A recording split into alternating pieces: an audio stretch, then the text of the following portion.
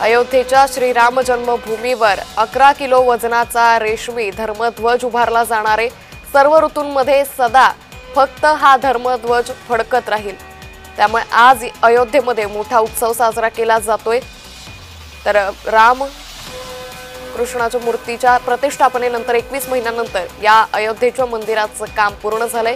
आज या ठिकाणी धर्मध्वज फडकवला जाईल। की पर्टिकुलर खासियत ये है कि ये 3 लेयर फैब्रिक में बना हुआ है और उनके ऊपर जो भी है वो राम भगवान के जो प्रतीक है। तर उत्तर प्रदेशमधील अयोध्या नगरीमध्ये उत्साहाचं वातावरण सकाळपासूनच पाहायला मिळतंय।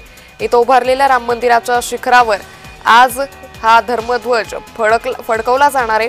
या मंदिराचं बांधकाम पूर्ण झालंय, याचं हे निदर्शक असेल। यासाठी या संपूर्ण नगरीला आकर्षक अशी विद्युत रोषणाई ही करण्यात आली।